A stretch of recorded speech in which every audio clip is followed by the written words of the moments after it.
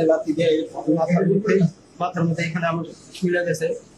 আঘাত না পেয়েও মারাত্মক আহত হওয়ার অভিনয় করে ছাত্র শিবিরের এক কর্মী হাতে নাতে কট খেলে নেবার। বৃহস্পতিবার এ ঘটনা ঘটেছে নরসিংদী পলিটেকনিক্যাল ইনস্টিটিউটে। শোনা যায় বহিরাগতদের সাথে পলিটেকনিক্যালের শিক্ষার্থীদের সংঘর্ষ হয়। আবার কেউ কেউ বলছে ছাত্রদল এবং শিবিরের দুই গ্রুপের মধ্যেই এই অপ্রীতিকর ঘটনা ঘটে। তবে ঘটনা যাই হোক, ছাত্র শিবিরের সেই কর্মী একটা হাসপাতালের বেডে ব্যান্ডেজ বাঁধা অবস্থায় বলেন, আমার গায়ে লাথি দিয়েছে, লাঠি দিয়ে বাড়ি দিয়েছে, পড়ে গিয়ে আমি মাথার পেছনে ব্যথা পেয়েছি। কিন্তু এই শিবির কর্মী যখন এসব বলছিলেন তখন দেখা যায় তার ব্যান্ডেজের সামনের দিকে রক্তের ছাপ। সেটা মনে পড়তে কিনা তখন তিনি আবার বলেন, আমার কপাল ফেটে গেছে। আর এই শিবির কর্মীর সব অভিযোগ ছিল ছাত্রদলের বিরুদ্ধে। কিন্তু এই শিবির কর্মী যখন হাসপাতাল থেকে বের হন তখন বিএনপির কর্মীরা তাকে ঘিরে ফেলে মাথার ব্যান্ডেজ খুলে ফেলে।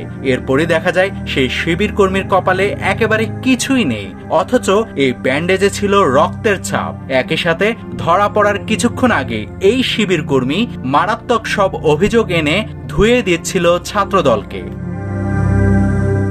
এ ব্যাপারে ছাত্রদলের সভাপতি রাকিবুল ইসলাম তার ভেরিফাইড ফেসবুক পেজে লেখেন, নাসিরউদ্দিন পাটোয়ারির দেখানো পথ ধরে ছাত্র শিবিরও ঢাকা পলিটেকনিক, নরসিংদী পলিটেকনিক সহ বেশ কয়েকটি ঘটনায় এই ধরনের নাটক মঞ্চস্থ করল।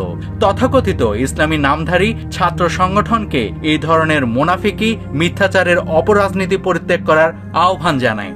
এদিকে সাধারণ শিক্ষার্থীদের তোপের মুখেও ছাত্র শিবিরের নেতাকে নিরাপদ প্রস্থানে সহযোগিতা করার জন্য নরসিংদী জেলা ছাত্রদলকে ধন্যবাদ জানান রাকিব। রাকিব আরো বলেন, এই ঘটনায় এই ধরনের ব্যান্ডেজ পেঁচানোর সাথে যে নার্স কিংবা ডাক্তার জড়িত তাদের চিহ্নিতপূর্বক বিচারের আওতায় নিয়ে আসার দাবি জানাচ্ছি।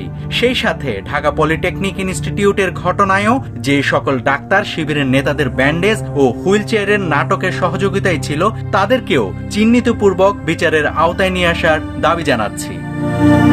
নাভিদ হাসান, সোনালী নিউজ।